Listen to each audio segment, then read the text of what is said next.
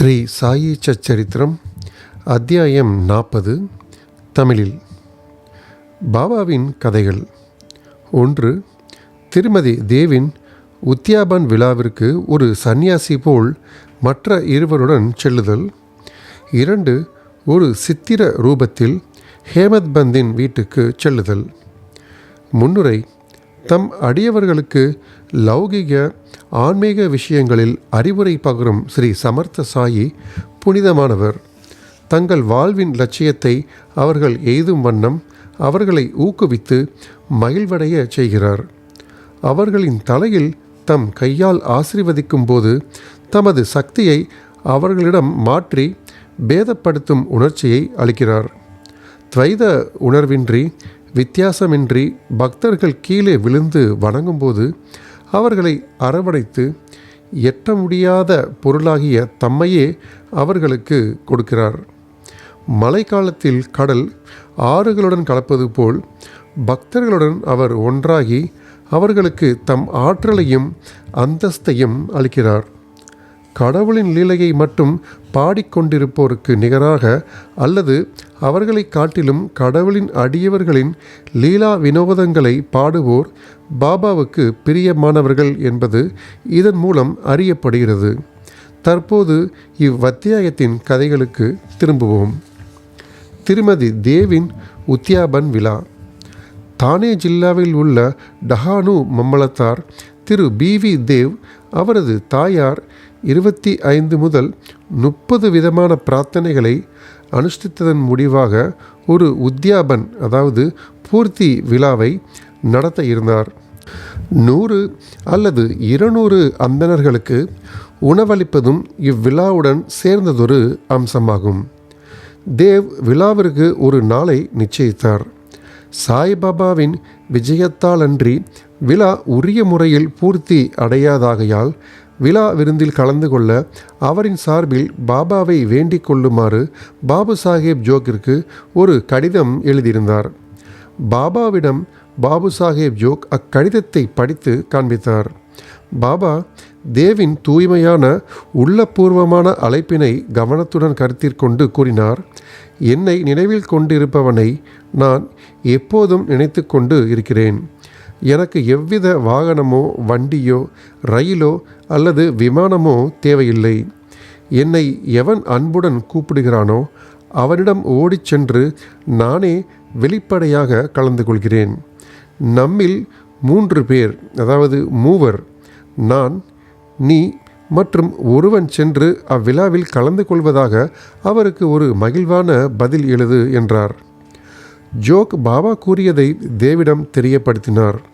பின்னர் மிகுந்த மகிழ்ச்சி அடைந்தாரெனினும் பாபா தாமே நேரடியாக ரஹதா, ரூய், நீம்பாவன் முதலிய இடங்களைத் தவிர வேறு இடங்களுக்கு சென்றதில்லை என்பது அவருக்கு தெரியும். பாபா சர்வ வியாபியாய் இருப்பதால் அவரால் இயலாதது ஒன்றும் இல்லை என்றும் அவர் விரும்பினால் எந்த ரூபத்திலும் திடீரென்று வந்து தமது சொற்களை நிறைவேற்றலாம் என்றும் எண்ணினார்.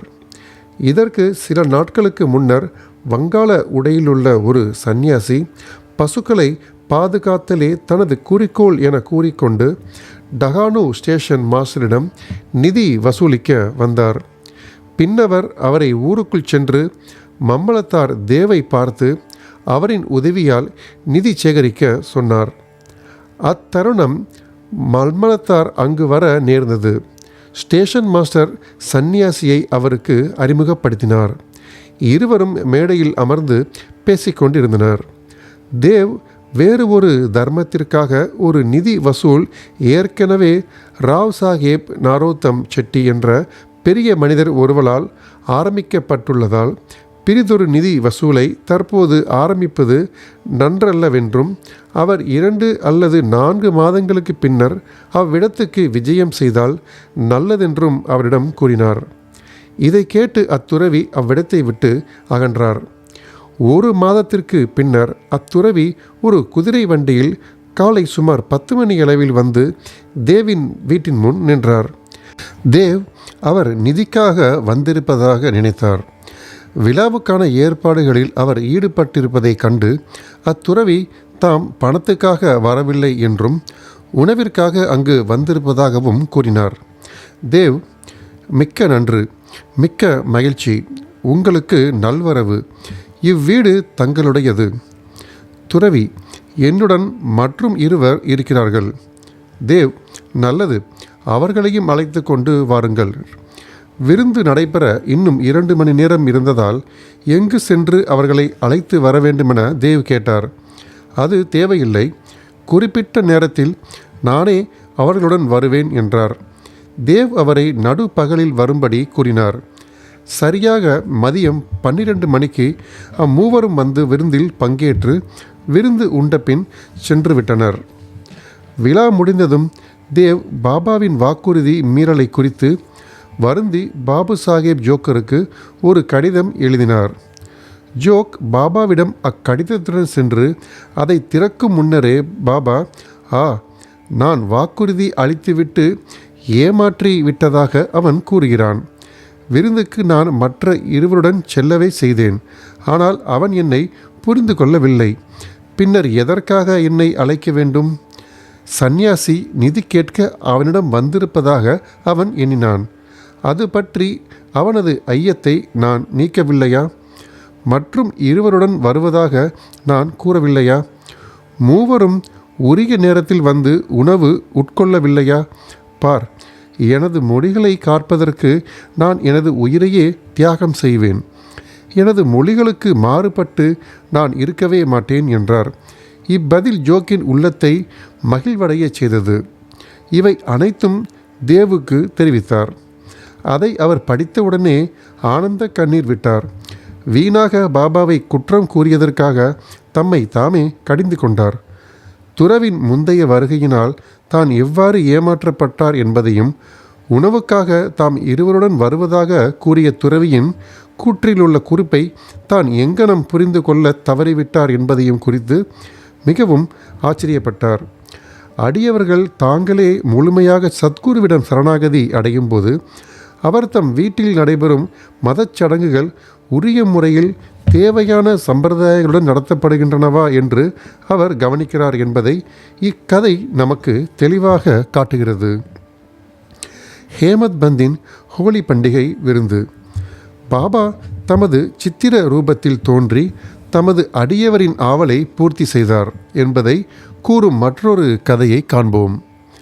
1917ஆம் ஆண்டு பங்குனி மாதம் பௌர்ணமி ஹோலி பண்டிகை அன்று காலை ஹேமத் பந்துக்கு ஒரு காட்சி தோன்றியது.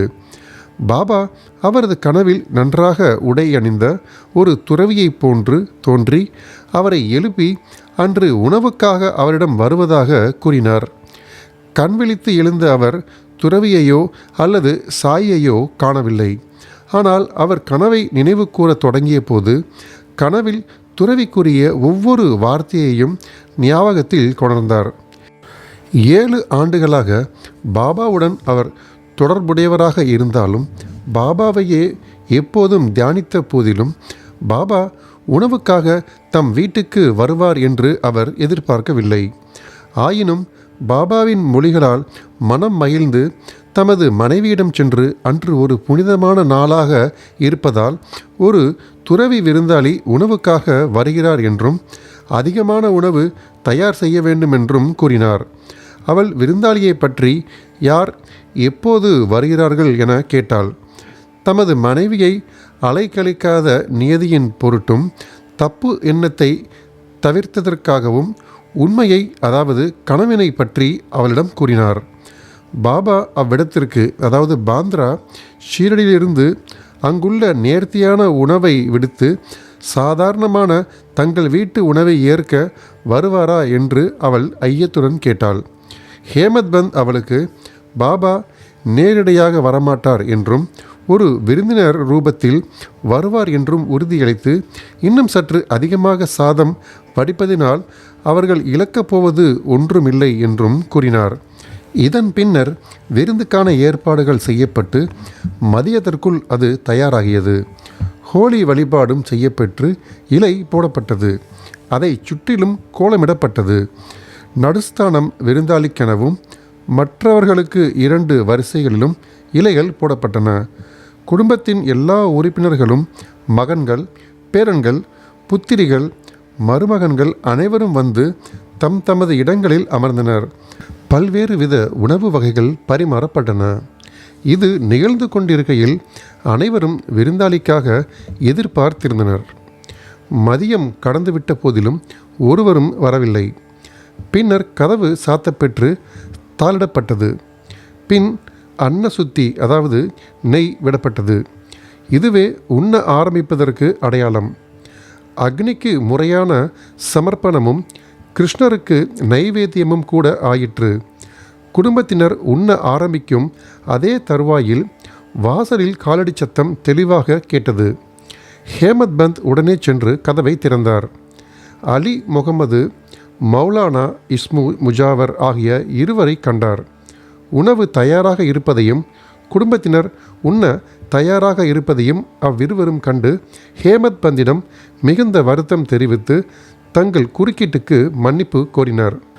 அவர்கள், எங்களுக்காக நீங்கள் இருக்கையை விட்டு எழுந்து ஓடி வந்திருக்கிறீர்கள். மற்றவர்கள் உங்களுக்காக காத்து கொண்டிருக்கின்றனர். எனவே தயவு செய்து இந்த உங்கள் பொருளை பெற்றுக்கொள்ளுங்கள். நாங்கள் அதன் வியத்தகு கதை முழுவதையும் தங்களுக்கு சௌகரியப்படும்போது பின்னர் விவரிப்போம் என்று கூறினார்கள். இவ்வாறு கூறிக்கொண்டே பழைய செய்தித்தாள் ஒன்றினால் சுற்றப்பட்டிருந்த பொட்டலம் ஒன்றை மேஜையின் மேல் வைத்தார்கள். ஹேமத் பந்த் அதனை பிரித்து பார்க்கையில் அவருக்கு பெரும் ஆச்சரியத்தையும் வியப்பையும் விளைவிக்கும் வகையில் சாய்பாபாவின் பெரிய அழகிய படம் ஒன்றை கண்டார். உடம்பு முழுவதும் மயிர்கூர்ச்செறிய, கண்களில் நீர்வழிய, மிகவும் மனமுருகி தனது தலையை தாழ்த்தி படத்தில் உள்ள பாபாவின் பாதங்களில் வைத்து கொண்டார். பாபா இத்தகைய ஆச்சரிய லீலையால் தம்மை ஆசீர்வதித்திருப்பதாக நினைத்தார். அறிவதற்கு ஆர்வம் மேலிட அப்படத்தை அவர்கள் எப்போது வாங்கினார்கள் என்று கேட்டார். அலி முகமது தாம் அதை ஒரு கடையிலிருந்து வாங்கியதாகவும் எல்லோரும் காத்திருப்பதால் அப்படத்தை பற்றிய எல்லா விவரங்களையும் பிரிதொரு சமயம் சொல்வதாகவும் மற்றவர்களுடன் அவரை உண்ணச் செல்லுமாறும் கூறினார். ஹேமத் பந்த் அவர்களுக்கு நன்றி தெரிவித்து வழி அனுப்பிவிட்டு சாப்பிட வந்தார். பின்னர் ஏற்கனவே ஒதுக்கப்பட்டிருந்த இடத்தில் படம் வைக்கப்பட்டு நைவேத்தியம் உரிய முறையில் செய்தான பிறகு அனைவரும் உண்ணத் தொடங்கினார்கள். படத்தில் உள்ள அழகிய ரூபத்தை கண்டு அனைவரும் மிக மிக சந்தோஷப்பட்டனர்.